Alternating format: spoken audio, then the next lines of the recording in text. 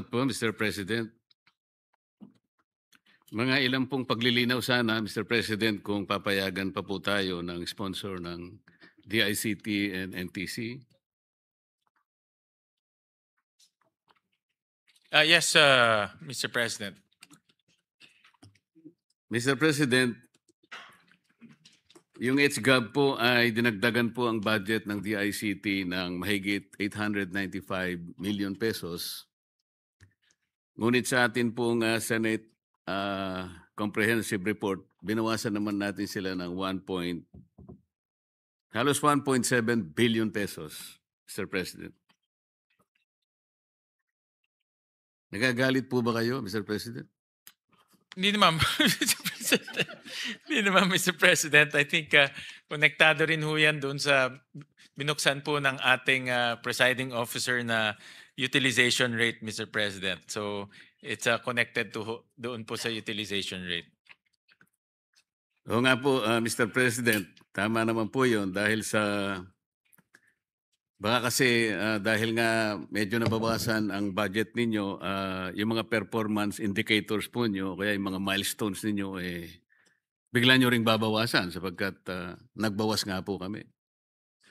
Mr. President, malaki pa ho yung kanilang continuing appropriation. So tuloy-tuloy naman po yung kanilang pag-execute ng project. At ang ating secretary admitted na talagang kailangan ma-improve yung kanilang utilization rate. This is a management issue.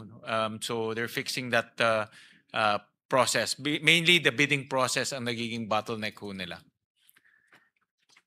Kasi po sa mga, kahit sa pangkaraniwang pamilya lamang po, Mr. President, pagka medyo konti lang ang budget mo, talagang pipilitin mo na bawat sentimo ay mo-optimize mo po yung mga dapat na gawin para ganun po ay may pagtagumpay, may taguyod ang pangangailangan ng pamilya. Di ba, Mr. President?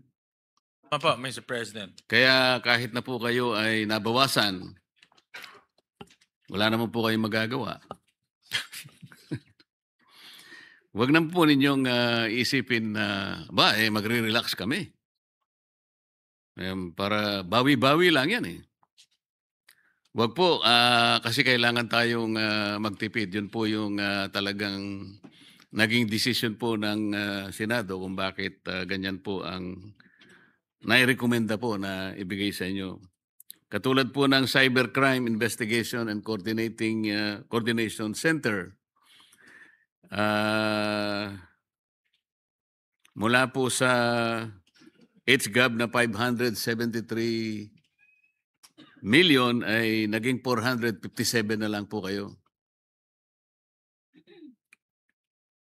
So, yung 116 million budget cut po ay hindi po nyo gagamitin na pambawi. Baka sakali pong...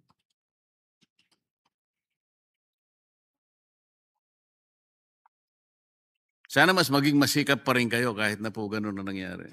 Yes, Mr. President. And I think, nakikita ng agency na talagang masinop tayo sa pag-allocate or appropriate ng pondo, lalo na kung hindi po talaga nagagamit yung pondo, then kailangan it's a signal for them na maging much more efficient, maging episyente po sa paggamit. Kasi kung magbibigay ho tayo ng same amount, papatong-patong lang ho eh. But again, meron naman ho silang continuing, so magagawa rin naman nila yung mga plano ho nila. Efficient and effective, Mr. President, kasi kung talagang tama lang ang budget nyo, ay babawasan nyo yung mga hit and miss opportunities kasi pagka na-miss natin, sayang na sayang po eh. Hindi na natin mababalikan. Kaya magiging maingat po kayo. Ganun po yung assumption natin, Mr. President. Correct, Mr. President.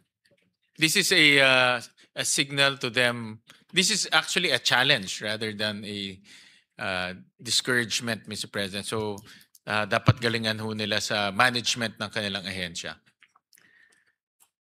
Noong Agosto po, Mr. President, ang ulat ng DICT po ay 75% ng ating public schools ay meron na pong internet connectivity. ang pagkakaroon po ng internet connection ay isang bagay. Ngunit ang paggamit po nito ay isa namang bagay. Halimbawa po kung napakabagal po ng internet doon sa lugar na yon, lalong-lalo na yung malalayo po nating mga lugar. Hindi rin magiging kapaki-pakinabang. Maganda na sana yung ratio po 78%. Paano po kung kalahati naman ng 78%, napakabagal naman po ng serbisyo ng internet. Kagaya po nung siguro gagawin ko pong halimbawa, Mr. President, yung sa bahay na lang namin, 3 service provider na nga po ang kinuha ko eh. Merong Globe, meron pong Converge, meron pa pong Starlink. Talagang ano po eh. Mahirap na lang na i-belabor pero kung halimbawa po sa lugar namin na hindi naman po masyadong malayo, paano kaya kung ikumpara pa natin doon sa malalayong kanayunan ng ating bansa? Ano po ang may offer po nating parang payo na lang sa kanila? Para kahit na gano'n ang kanilang nagiging kalagayan, Mr. President, ay sa pagtulog nila, mapanaginipan lang man lang para sumaya naman ang kanilang buhay. Paano kaya ang gagawin natin? Actually, Senator Marcoleta, Mr. President, iba-iba hong pagkaalam ko sa mga ganitong issue, iba-ibang lugar, iba-iba po yung situation. At dapat po mapag-aralan po sa inyong lugar kung ano po yung naging dahilan. May mga issues kasi like for example po sa village po ng aking magulang, ayaw ho nila magpatayo ng cell site doon. Kaya wala rin ho cell site sa loob ng village.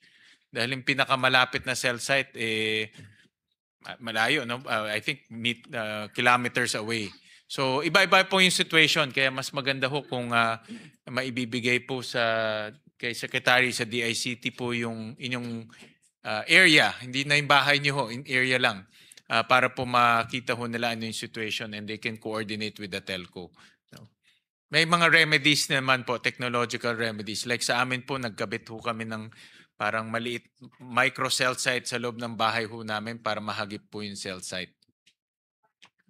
So, pero ho, sa mga far-flung areas, gumagamit ho sila ng technology like yung Starlink. Yan po ang number 1 technology ngayon in the far-flung areas.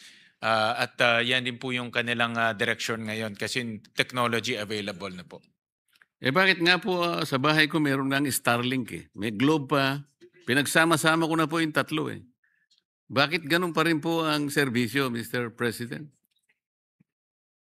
Naging halimbawa ko nga po, kasi ang parang diversion ko lang po pagka napakaraming iniisip, yung mag-chess ka lang po para medyo yung kaso po, halimbawa, pangkaraniwan na nga po, palagi ko sinasabi ito eh. Matatalo ko na po yung kalaban ko eh. Mamamati ko na po siya eh. Isipin nyo, 5 segundo na lang. Nawala po yung internet. Ako po ang matatalo eh. Bakit kanyo? Abandonment. Natalo ako dahil nawalan po ako ng internet. Isipin po ninyo na ano lang po yun eh, pamparelax lang po yun eh. Imbes na na-relax po ako, sumama pa yung loob ko eh. At naisip ko kagad ang DICT at saka yung NTC. Na maaaring hindi naman po kayo ang may problema.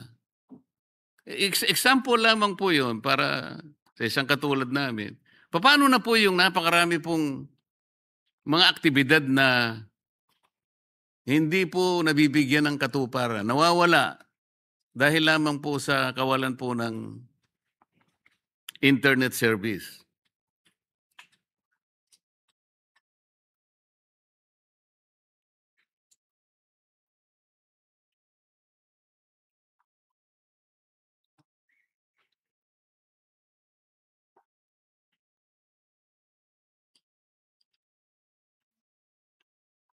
Okay. Kasama po ito sa quality standard po ng mga telcos at ang DICT rin po ay minomonitor na po yung kanilang mga performance. So ito rin po ay isang bagay na tinitingnan din po ng DICT ngayon, yung quality service na ibinibigay. Of course, again, no, different areas, different iba po yung situation, pero parte ito sa service standard na ini-implement po ng DICT. Meron po ba kayong mga tauhan, Mr. President, na kahit random lang mag-check kayo? Kasi yung pong mga service provider na sinasabi ko sa inyo, kuminsan po dumarating naman sila, pinatatawag para nga check-in po. Pag-alis naman po nila, okay naman po eh. Merong Netflix. Pag-alis po nila, teka, may problema na naman eh. Baka naman po kayo, meron kayong mga tao na kung hindi naman po imposition yun, sa mga ganung pagkakataon, na-check din, baka naman may nagkapalit-palit siguro dahil tatlo po yung nagkalaban-laban po siguro. Hindi ko na po alam kung ano ang problema talaga eh. Po, meron ho silang mga field personnel, meron rin ho silang mga nagche-check po ng quality standards nationwide. In fact, next year nag-allocate ho tayo ng 450 million para ma-expand pa yung regional offices ng DICT para po talagang present na sila nationwide, no? Sila siguro isa sa pinakabatang ahensya po ng ating pamahalaan, kaya ho isa sa mga inilagay ho natin sa budget ay itong kanilang regional offices. So para nationwide, masisigurado ho nila na maganda po yung serbisyo. Opo, Mr. President. Kasi alam ko po ang ating bagong secretary ng DICT, nanggaling naman yan sa digital banking industry na kung saan ay pinakamatas po siguro ang standard kung ikukumpara sa ibang industry. Kaya naniniwala po ako na makakatulong siya sa mga ganong klaseng mga inconveniences.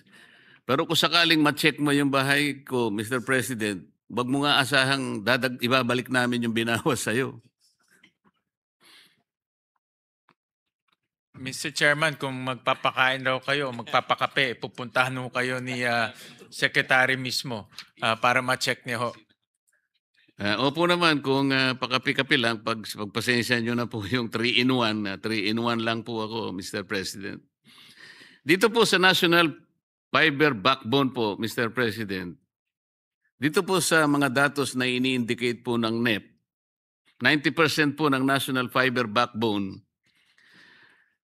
Phase 2 at saka Phase 3, as well as 50% po ng NFB Phase 4, ay dapat po naisagawa na po noong 2024. Last year po yun. Pero yung actual data po, Mr. President, ang accomplishment rate po ng National Fiber Backbone, Phases 2 and 3, ay nasa 59% lang at ang Phase 4 po ay parang uumpisahan pa lang. Ano po ba ang plano rito, Mr. President? Na dapat sana ito po ay backbone talaga eh. Pag sinabi nating fiber backbone, napakalaki po ang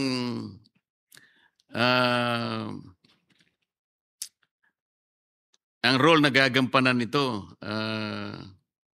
Siguro po kagaya ito rin ng national grid. Kung pag-uusapan po yung pagsusupply ng kuryente sa ating bansa, hindi po matatawaran ang napakalaking ibubunga nitong National Fiber Backbone, Mr. President. Bakit ganun po ang naging performance?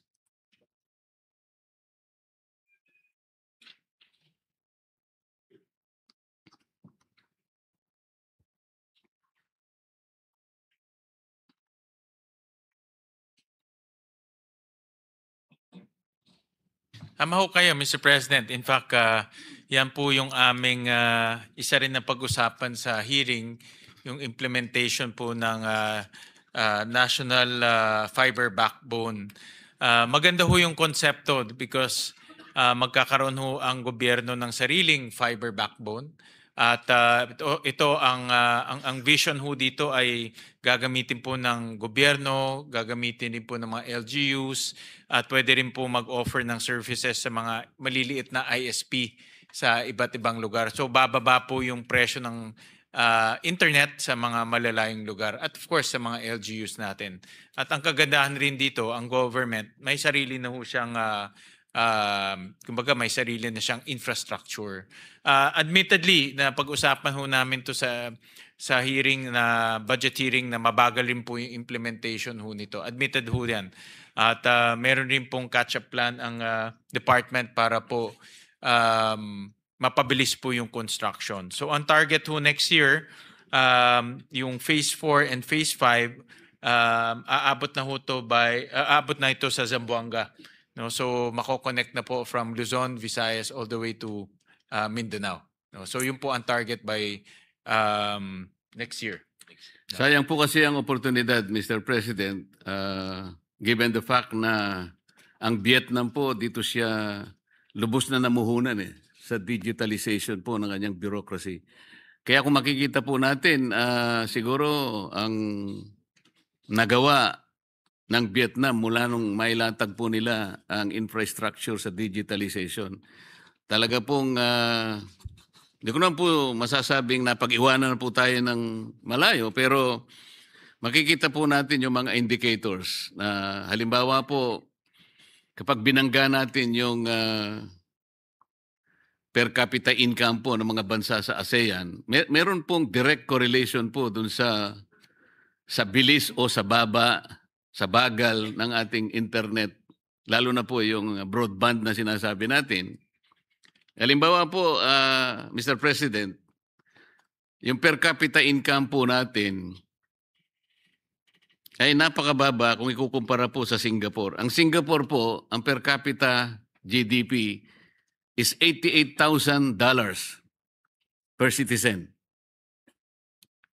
Sa mga yun po yung balik share ng isang Singaporean sa kanilang total economy, $88,000. Ang Brunei po ay $35,000. Malaysia, 13,000. Thailand, 7,800. Indonesia, 5,270. Vietnam, 4,620. Ang Pilipinas po ay 4,130. So makikita po natin, nasa mababang antas po tayo dahil isa po sa pinag-uusapan sa ikabibilis po ng ekonomiya ay yung pong communication. There will be no debate as to the significance and impact of communication and technology in the growth of the nation, Mr. President. Totoo yan.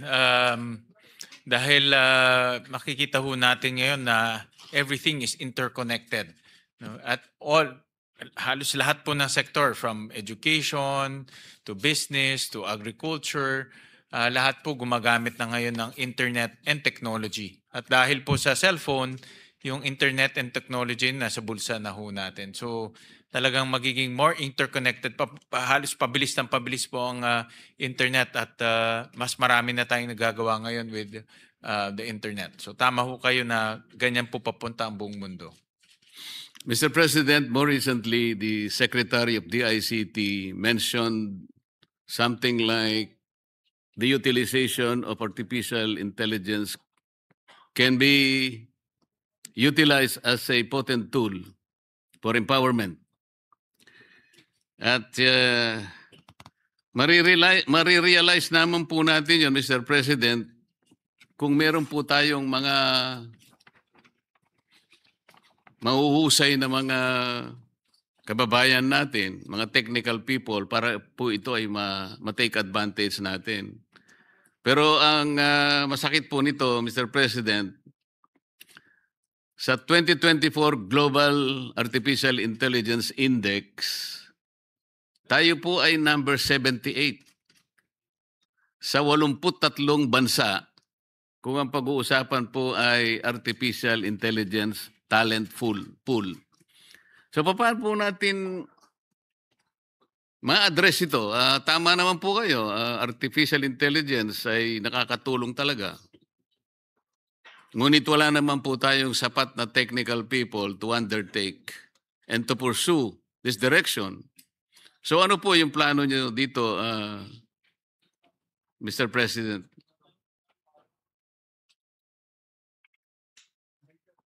Kayo, Mr. President, ang artificial intelligence, napakabilis pong nagiging importanteng tool para sa ating lahat. Ako, yun din po ang gamit ko pag nagre-research ako or may pinapasummarize akong mahabang mga papeles.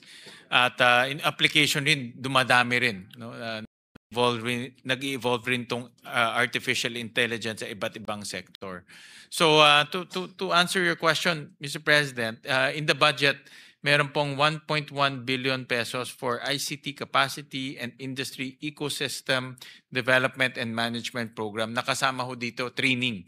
So nagbibigay rin ho sila ng training sa iba't ibang industriya at ang sabi po ni Secretary, kasama ho dyan yung artificial intelligence. Sino po ang nagte-training sa mga possible entrants sa pagde-develop ng artificial intelligence? Anong bansa po ang nagte-train? Tayo po ba nagte-train o ipate-train natin sa ibang bansa?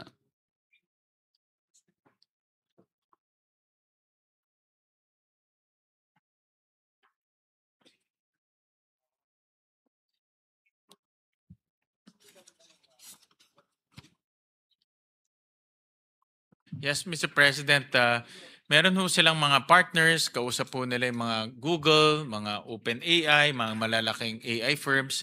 So ito po ay kinakausap nila para magbigay po ng training sa ating mga constituents, government employees. I remember during the hearing na pag-usapan rin natin to na meron din silang mga training sa ating mga government employees kung paano gumamit po ng technology. So meron na silang direction meron na silang direction na magturo at mag-train ng AI sa mga government employees at yung mga gusto ring matuto. I'm happy to hear that, Mr. President. But with the way artificial intelligence has become sophisticated today, we have seen also how potent they become as tools for fraud. Kamakailan lamang po, may lumabas pong mga deepfake video na parang pinalilitaw ang ating Pangulo ay nagdidirect ng military acts against another country. At ito po ay kumalat sa social media. Siyempre po pagka hindi mo masyadong tinignan yun, maaari kang makapag-isip na maaari kang mabigla, maaari ka pang atakihin sa puso pagka ganun nakita mo. Paano nyo po lalabanan ng mga ganitong klaseng mga pamamaraan? Ginagamit po ang AI hindi lamang para sa ikaunlad ng isang bansa, ngunit para isapanganib po ang kanyang mamamayan sa maraming pagkakataon at sa maraming pamamaraan.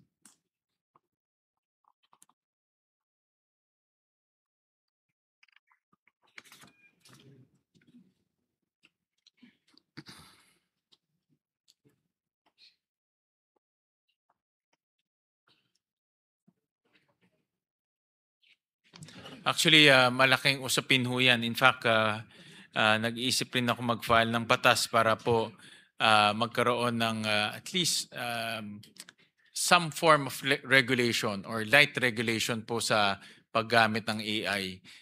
Iniisip ko ho kung gagawa ka ng mga AI videos or AI pictures, dapat may accountability at i-disclose mo na AI yan dahil talagang napakahirap pong minsan na ma-detect kung AI siya o hindi. Lalo na ngayon, nag-improve ho talaga yung technology.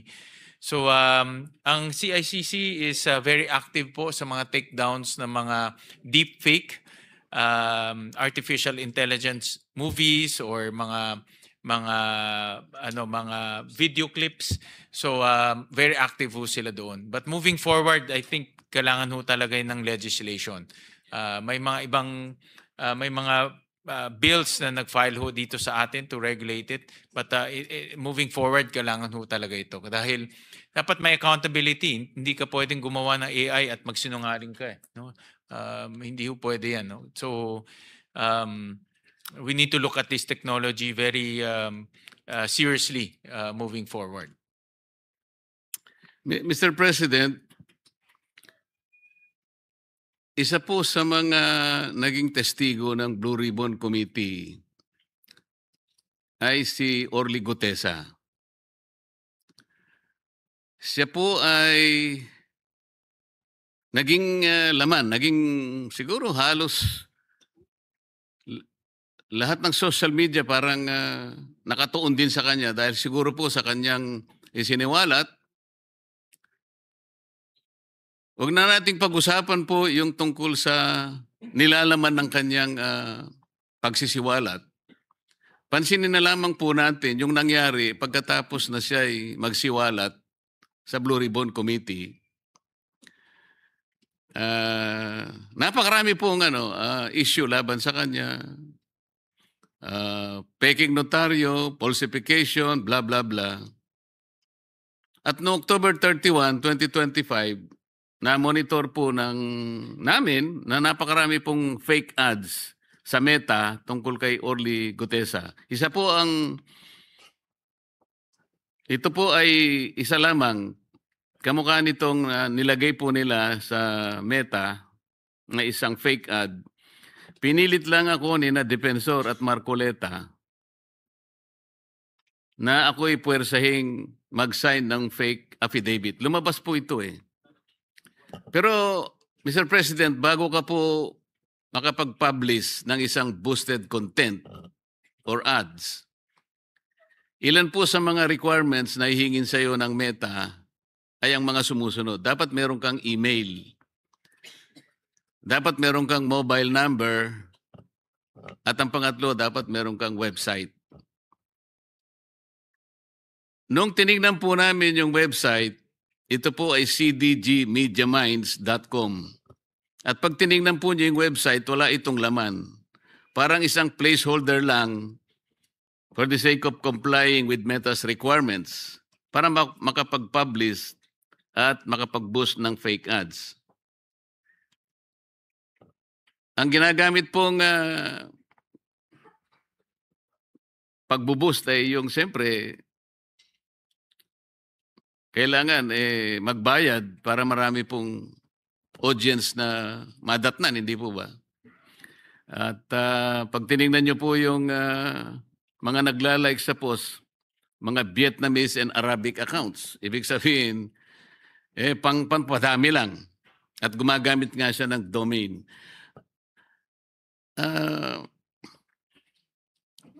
Paano po ba, nakikipag-coordinate po ba ang NTC o kaya yung DICT sa mga social media platforms katulad ng Meta o kaya ng TikTok para sa ganun po ay ma-take down po yung mga peke na ads na katulad po ng naipalabas na ganito. Nakakapagbigay ng maling impormasyon na ililigaw, nalilin lang po yung mga mamamayan.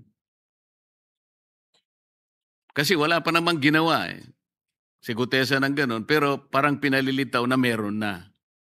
Kung sakali pong may ginawa siya talagang ganun, malaman na lang sana natin sa totohanan, hindi po yung uunahan na lang, nami-mislead po yung ating mga mamamayan. Yun po yung punto.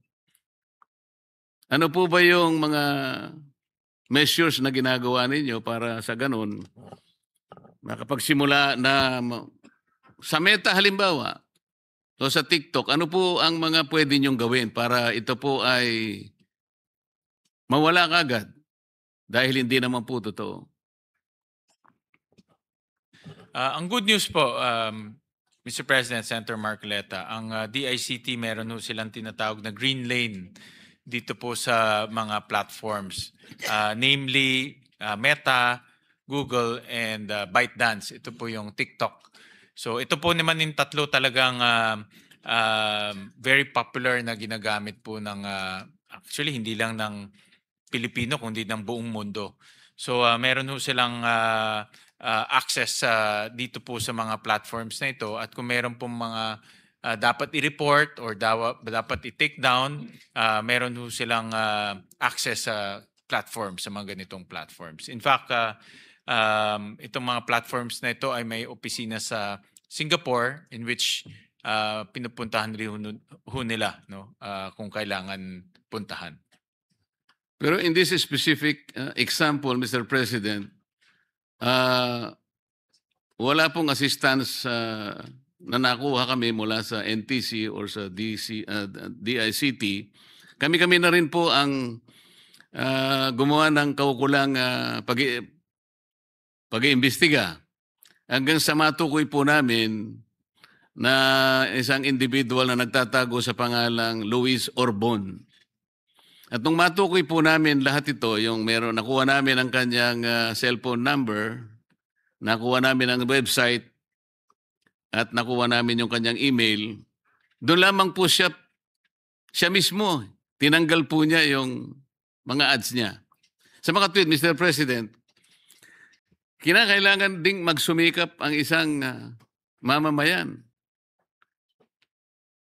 Ang hinahanap po kasi ng mamamayan ay maproteksyonan sila. Paano kung halimbawa, yung mamamayan na lang ang gagawa ng paraan para proteksyonan niya yung sarili niya, nawawala po yung pananagutan ng Estado na maproteksyonan ang lahat ng mamamayan. Sa mga tweet, baligtad po ang nangyari. Hindi naman sa lahat na lang ay iaasa natin sa pamahalaan, Mr. President. Ngunit, katungkulan din ng pamahalaan na siya nang maunang mag-initiate ng lahat ng pamamaraan. Lahat ng mga bagay na ito ay malabanan kaagad. Pantulong na lang po yung individual initiative po ng taong bayan, Mr. President. Mr. President, ang CICC pwede rin po nilang may report itong mga ganitong cases. Meron ho silang hotline. Ito yung hotline 1326, Mr. President. So accessible po ang CICC sa mga taong na biktima ng ganitong mga deepfakes, itong mga artificial intelligence pictures. Talagang very challenging ho dahil ngayon anyone can become an artificial intelligence artist, no? Pasimple, nagiging very simple na yung platform para gumawa po ng mga artificial intelligence, no? So pero kung mayroong mga taong nabiktima ho nito, pwede nilang i-report sa CICC, and within 24 hours meron na pong feedback. Mr. President, noong pong budget briefing ng NTC, halos isang buwan na ang nakararaan, ay nagtanong po ako tungkol dun sa ICT modernization project nila na nababahagi po sa dalawang components. Ito po yung Global System for Mobile Communication or GSM, Active and Passive Monitoring Equipment, at may kasama pong Network Benchmarking Equipment. Ito pong dalawang components na ito ay nagkakahalaga ng halos 1 bilyong piso, Mr. President. At ang project na ito ay na-approve po ng 2021-2022. O halos 3 at 4 na taon na po ang nakararaan. Tinatanong ko po noon, bakit po yung network benchmarking na nagkakahalaga po ng 300 million ay napag-alaman po ng representasyong ito na ang nag-supply pala itong EBIS solution, at ang EBIS solution naman ay bumili lamang sa Versatest Company na nung panahong yon ay nagkakahalaga lamang ng 24 million. May kasama na pong test drive vehicle yon. Para lamang po masiguro ko na tama na ganun halaga nga ang pagkakabili nung panahon na yon, 2021-2022, ay pinakiusapan ko ang aking isang kaibigan na kontakin niya yung Versatest Company kung magkano ngayon ang set nung network benchmarking equipment. Lumalabas po sa panahon natin ngayon, kasama na rin po yung drive test vehicle, 40 million po. So parang totoo po na 24 million lang nung panahon na bilhin yun. Bakit po 390 million?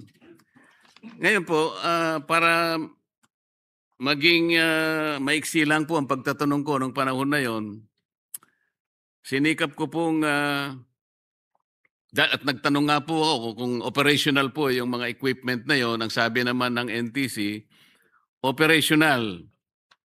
Nung tinangka ko pong itanong sa kanya para purbahan natin kung operational, ang sabi nila ay hindi po namin pwedeng matest ngayon because of the problem of power supply. Hindi ko po maintindihan yung mga ganong pangangatwiran, Mr. President. Yung power supply po kasi nabibili yung kahit saan at kahit kailan. Ito po ay binigyan ko po ng konting diin, Mr. President, dahil sa kahalagahan po nitong mga equipment na ito, sa akin pong pagkakaalam, dahil ako po ay nagtanong, ano bang gamit nitong dalawang components na to? GSM Active and Passive Monitoring Equipment at Network Benchmarking. Nagagamit po pala ito sa maraming bagay. Napaka-importante palang gamit ito. It can be used to combat terrorism. At nagagamit din po sa mga calamities. Yung pagbaha, yung mga paglindol na yan, halimbawa may mga natabunan mga kababayan o kaya may nalunod sa baha, nagagamit po pala itong mga ito. Sana kung talagang operational po ito, Mr. President, ang dami pong nangyari na sakuna. Sa Mindanao po, nauna yung lindol, pagkatapos pumunta sa Cebu ang lindol, pagkatapos binaha pa. Kung totoong operational po ito at nakagagamit talaga, nakakatulong po. At portable naman po ang mga gamit na ito, Mr. President. Bakit hindi po nagamit ito? Kung operational sila, bakit hindi po natin mapatunayan na operational sila? 3 sets po kasi ito, Mr. President. Ang isa po ay inassign sa NICA, meron po isa sa PSG, at yung isa ay nananatili sa NTC. Ito po yung mga gamit nila, Mr. President. Restoring communication, connecting the disconnected. During a typhoon or flood, cell towers often collapse, power fails, and fiber lines get cut, meaning people can't call for help. By deploying portable GSM base station on vehicles, drones, or backpacks, victims' phones can reconnect to the network even if only for text or calls. They can send SOS messages, location pins, or voice calls. Example po, Mr. President, a stranded family on a rooftop can use their phone to send an emergency message once a drone carrying temporary GSM signal hovers above. That single reconnection can trigger rescue operation immediately. Yung mga drones naman po for search and rescue operations, the drones are equipped not only with cameras but also with thermal sensors to detect body heat at night or through debris. Loudspeakers to communicate safety instructions, mini GSM repeaters to extend mobile signal coverage. I can go on and on, Mr. President. Pero bakit wala man lang tayong nabalitaan na nagamit ang napaka-importanting mga equipment na to save lives? Ngayon po kung ang dami ko pong gustong itanong, I can even test the NTC sa bawat sagot po niya sa mga tong na ito kung talagang operational o hindi itong mga bagay na to. Kasi po, if you are unable to competently answer all these questions, baka I might ask the good sponsor to defer momentarily consideration of your budget. Bakit po hindi kayo nagbigay ng report? Ito naman po ay pinangako ninyo. Ipinangako nila, Mr. President. October 22 po yun eh. So mahigit pong isang buwan. Para sana hindi na humaba ang pagtatanong na ito. Bakit naman po ayaw niyong magbigay ng report sa kabila ng lahat na kayo po nangako naman na magbibigay po kayo ng report para ma-address po natin itong problema na ito? Kasi po, Mr. President, kaya pala, base lamang po sa mga datos, Mr. President, kaya pala hindi talaga maging operational.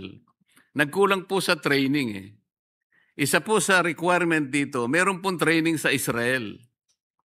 Ang problema, nakita ko po sa communication ng NTC, pinalabas po nila, doon sa sagot nila sa Commission on Audit, nakapag-training yung mga ilang tao na kanilang nilista sa Israel. Pero sa datos po na nakuha ko, Mr. President, ito po ay mga text messages na nakuha ko. Hindi po nangyari ang training sa Israel sapagkat hindi pumayag ang Ministry of Defense ng Israel. Tama po ba yun, Mr. President?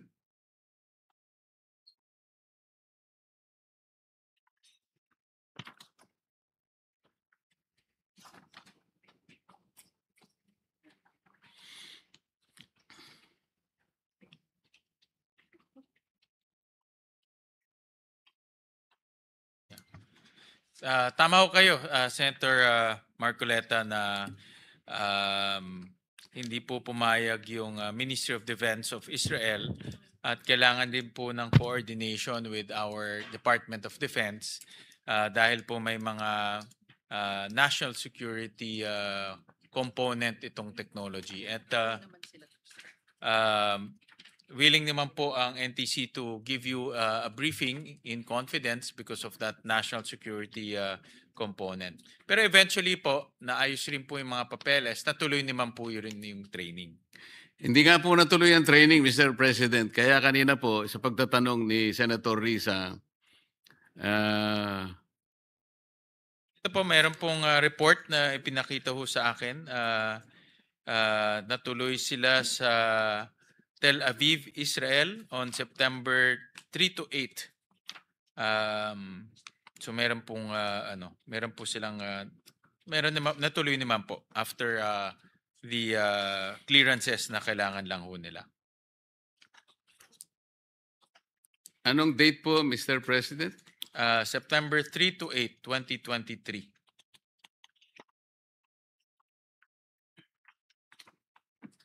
Ito po kasi yung mga text messages, Mr. President.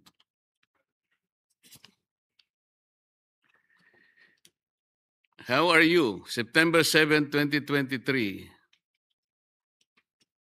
The delegation left this morning. Got no training as Ministry of Defense permission has not been granted. Got a lecture by my colleague Mir, CEO of Sensor 7. They got Sensor CEO presentation, which is completely unrelated. I saw the delegates after the presentation. Judith and Yaron took them for dinner. I joined for a few minutes not to create impoliteness crisis and left. That was not bitter at the end. He accepted that Ministry of Defense did not allow training. In short, notice and to non-end user trainings. Hello, no doubt they got no training on P6 systems, while in Israel, we had no mod clearance. Wish you Happy New Year. Hindi po natuloy eh. Yun pong sinasabi nila, Mr. President, kagaya rin po ng kanina misgivings ng ating Senator Risa. It borders on dishonesty.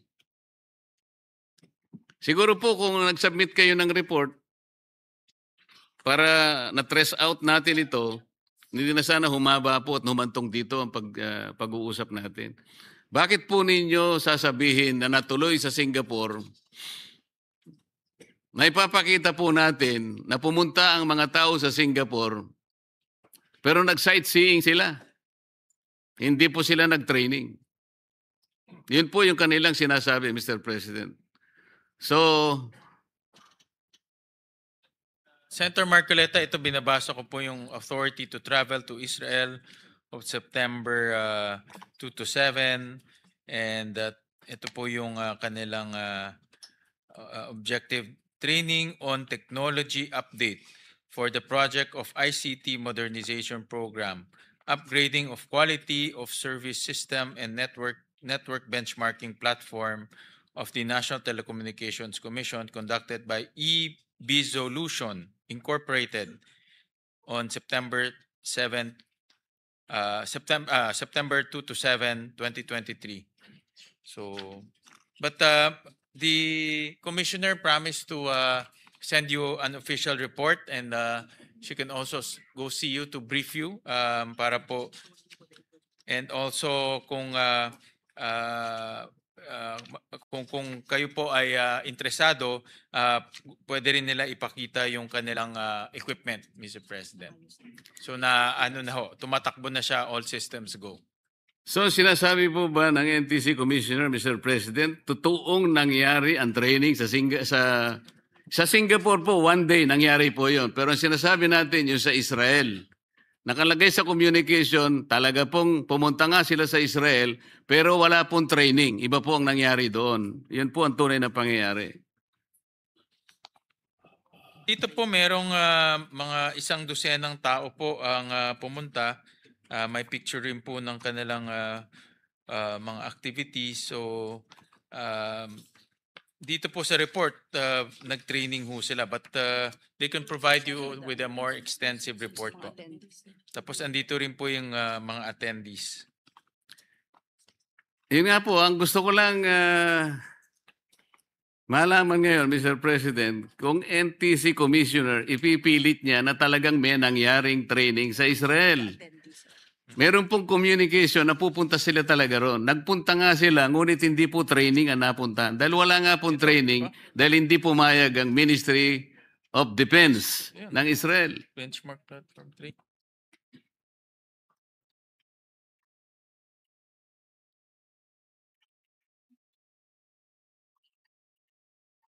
Rin po ito, may certification rin po na as attachment. Nakasulat po dito, Engineer Jeffrey Alvaro for successfully completing the System 2 Quality of Services System and Networking Benchmarking Platform Training. So, nandito rin po sa certificate of na ibinigay. Mr. President, kahit na po 1 milyong certification ang ibigay sa atin, ang pinag-uusapan dyan, DeepSeek po yan eh. Ang sinasabi ko po, pwede po bang sabihin ng NTC Commissioner na talagang may nangyaring training sa Israel? O nagpunta sila doon? Nag-sightseeing lang, Mr. President?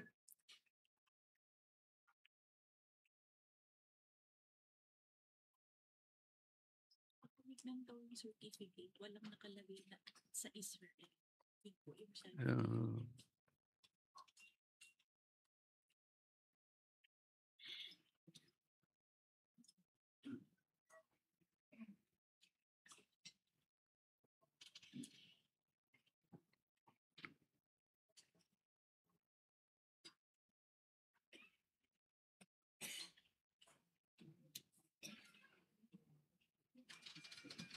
Well, Mr. President, meron kasing certification, kaya binabasa ko lang po yung certification, no? Kung ano po yung nakasulat ho dito. Nakalagay po dyan, Mr. President, na certification galing mismo sa nag-train sa Israel? Ang nakasulat ho dito ay si Mr. Yaron Windmiller ng PIC 6. Pero Hindi po yan ang training sa Israel, Mr. President. Hindi po yan. Okay. Yung pinag-uusapan na training kaugnay po nung mga components na pinag-uusapan. Okay. Kaya kanina ko po tinatanong para huminto na po ako. Aminin niyo po ba na totoong nagpunta sa Israel yung mga taong nilista ninyo? At sila po talaga yung nag-training sa Israel? Well, ang explanation ho sa akin, Mr. President, yung mga tao pumunta ho doon, may lecture ho silang inattend at meron rin po silang training. Dito na. Dito na yung training. Meron rin silang training na ginawa ho dito.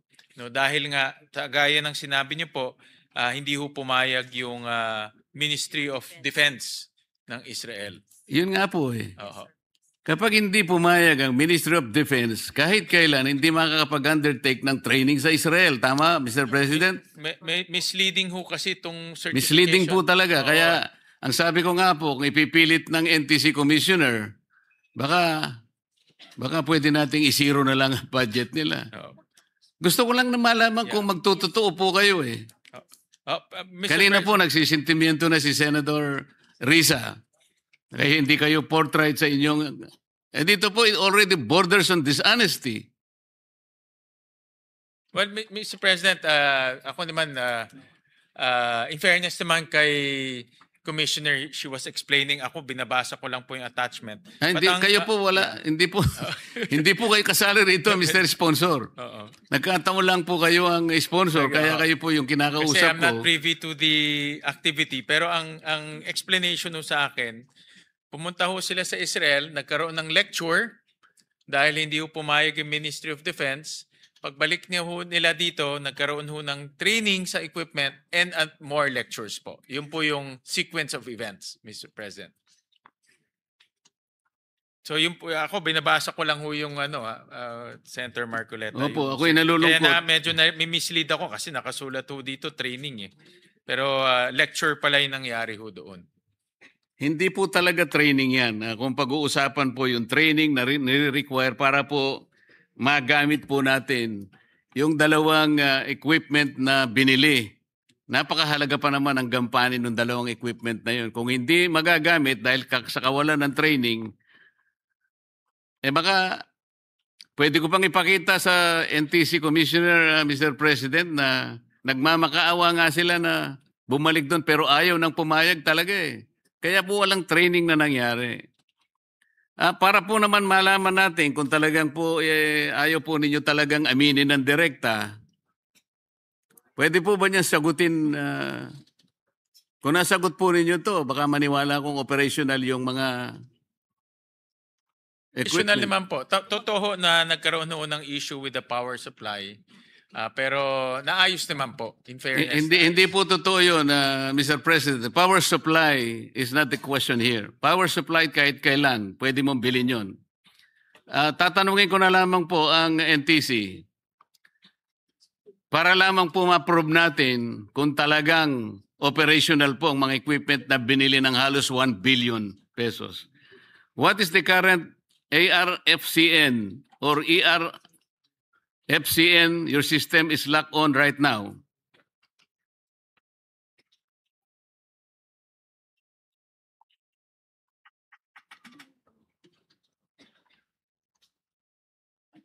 Check lang po ng technical experts. ho Yes, natin. Mr. President. Very technical. Ano po yung frequency ulit, Senator Marcoleta?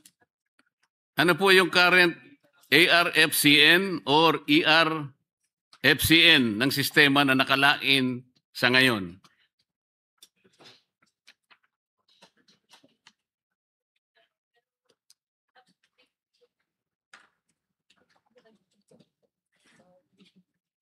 So tatanungin lang ho natin sa mga technical experts ho natin. Number lamang po ito, Mr. President.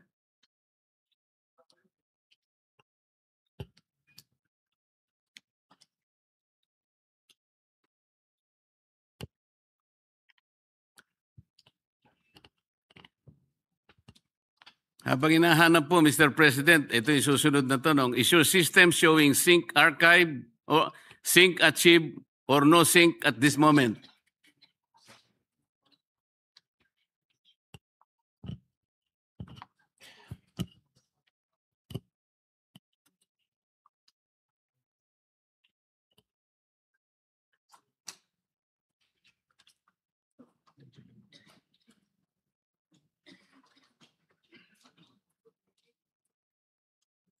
Alam po ba niya, Mr. President, kung ba't sila nagtatagal? Hindi po operational eh.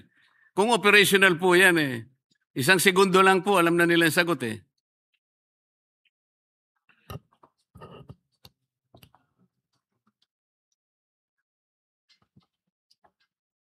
Well, unfortunately, Mr. President, ang explanation ho sa akin, hindi ho siya real-time. Hindi ho nila hawak yung... Hindi po yun ang sagot data. eh. Kaya nga, mapapansin natin ngayon, hindi operational yan. Ito pa po ang tanong, Mr. President, is the system decoding BCCH or PCH right now?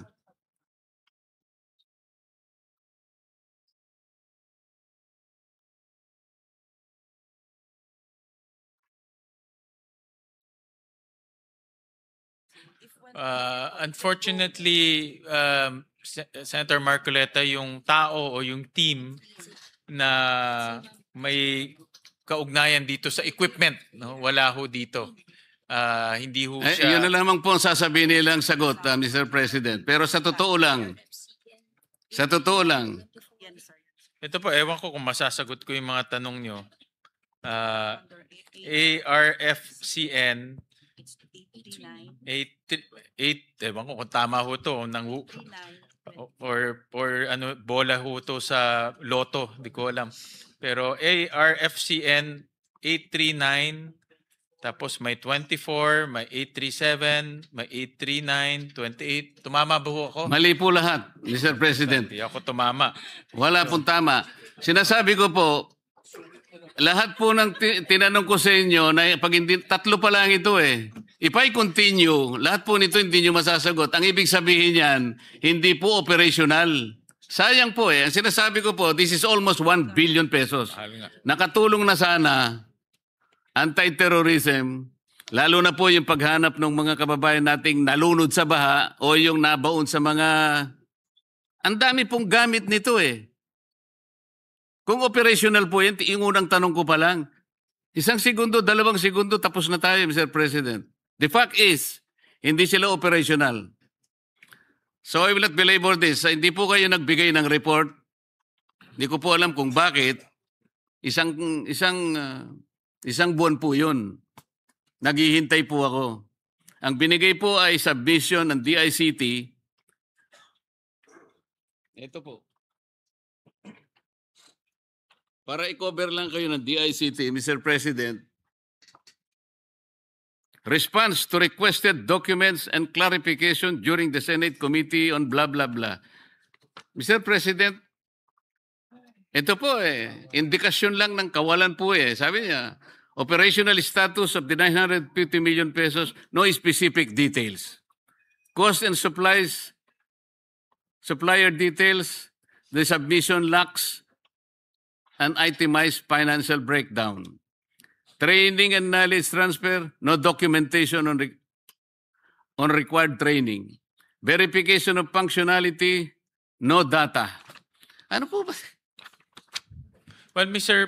President, the commissioners here and bukas na bukas po magbibigay ho sila ng detailed report including yung dun sa mga katanungan niyo po kanina dun sa ARFCN.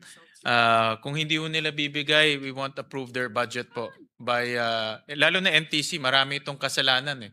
Dahil yung SIM card registration, palpak pa ho yung implementation. Kaya ako ho, kung hindi ho magbibigay ng report ho sa inyo, ako na ho mismo magde-defer ho ng budget nila sa this week po. Sige po, kahit na medyo nakakayamot na po ang pangyayari, Mr. President, dahil kayo naman po sila po ang nagkulang, tatanggapin ko yung report sa 2 condition po, Mr. President. Aminin po ng NTC Commissioner na wala pong nangyaring training sa Israel patungkol dito sa paggamit ng 2 equipment ng modernization ng ICT, ng NTC. Isa po yun. Pangalawa, aaminin po nila na sa ngayon hindi po operational ang mga equipment na to. Well, Mr. President, ang sabi po ng NTC Commissioner, doon po sa Israel, lecture ang nangyari, hindi po training. No, lecture. Eh kung ganyan po ang palagi pong sasabihin nila, ay hindi po kayo talaga nagsasabi ng totoo. May kahalo na pong dishonesty ito. Meron naman ako nakitang picture na may lecture po. In fairness, nakaupo sila sa conference room. Andito po, we can submit to you the report. Doon po sa question number 2, whether it's operational, tama ho kayo, matagal hong hindi siya operational, pero ngayon operational na ho. Yan po ang report ho sa So akin. biglang naging operational ngayon? Kailan ba na? Can we require, Mr. President, the NTC Commissioner to produce a certification from the government of Israel na sila talagang nag-undertake ng training, hindi yung P6 na yun na kasama lang po nila yun eh. Nag-sightseeing sila sa Israel. Yun po yung tunay na nangyari at can be proven by the facts na hawak ko po ngayon para hindi lang tayo humaba. Hindi, well, to clarify ho, just to be accurate doon po sa inyong katanungan, hindi ho sila nag-training. Yun po ang sagot. Oh, hindi pala kayo nag-training. Oo. Kaya hanggang ngayon, hindi nyo magamit. Hindi po magagamit ito without proper training from Israel. Sila lang po ang makakagawa nun. Kahit ano pong pagbabaluktot ang gawin ninyo, talagang hindi nyo mapapakinabangan ito. Sayang na sayang po. Halos 1 billion pesos. At kailangan pong magamit ito, lalo na po sa mga sakunang nangyari itong mga huling araw na ito. Kaya po nakagagalit naman na parang gusto nyo pang pasinungalingan lahat ito. Hindi ko po alam kung anong report ang ibibigay nyo sa akin. Eh.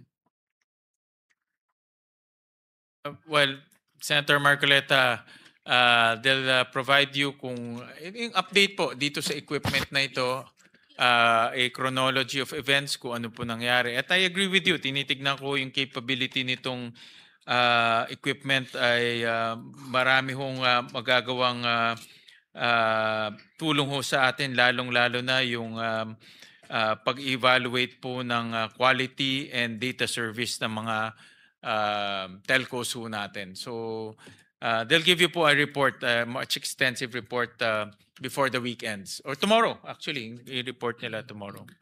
Yes, Mr. President, at pagkakuha ko po ng report ay Open rin ho sila sa I will demonstration. I will confer with you, Mr. Sponsor, para makita nyo po yung sinasabi nila at saka yung sinasabi natin at kayo na pong magpasya kung ano pong gagawin nyo sa budget ng NTC. Correct. At pwede open din ho sila mag-demo kung mamarapati niyo po. Mas maganda po yun. Kailangan patunayan po nila. Bukas po, dito. Oh, so bukas po, pwede ba dalhin dito yun? Pwede ho nilang dalhin po yung equipment. At Makakapag-demo kayo bukas? tignan po. Anong oras ho kayo pwede? 10 o'clock. Hindi, ano yung ide-demo nyo po? Yung equipment po, i-demo nila tomorrow. Bukas ho. Kanino po equipment galing? Yung sa NICA o yung PSG? Baka mamaya hiniram ninyo. Yung sinasabi ko yung sa inyo. Sa kanila po mismo, yung gamit ho nila. Anong oras po? Mga 10 o'clock? Oh, I want to know the extent of the demonstration, Mr. President. Marami po ito, ha? Lahat ho yun, dadalhin ho nila rin yung technical person. Pwede nyo masabi, halimbawa, magbibigay ako ng 10 cellphone numbers. Alam nyo kung nasaan? Kasi kung hindi po, walang capability na gawin nyo bukas yun, it's a waste of time, Mr. President. Yung mga ide-demo ho nila, ang request ho nila ay magpag-usapan ho through an executive session kasi mayroon ho talagang capability na ganun na hindi ho naman pwedeng sabihin sa publiko, no, dahil ginagamit rin to for national security purposes. But they're open ho to i-demo ho sa inyo yung capability nitong equipment. Hindi po sa akin, sa ating mamamayan nyo i-demo dahil sila po ang nakita nangangailangan dyan. Salamat po, Mr. President. Thank you, Senator Salamat po Marcos. sa Bukas ho, we pasensya see ninyo. you at 10 o'clock. Si Commissioner po ang pupunta ho dito at makikipag-coordinate po sa inyong tanggapan. Salamat po sa good gentleman mula sa Pampanga at Tarlac. Mr. President, the good gentleman from Bulacan would like to make a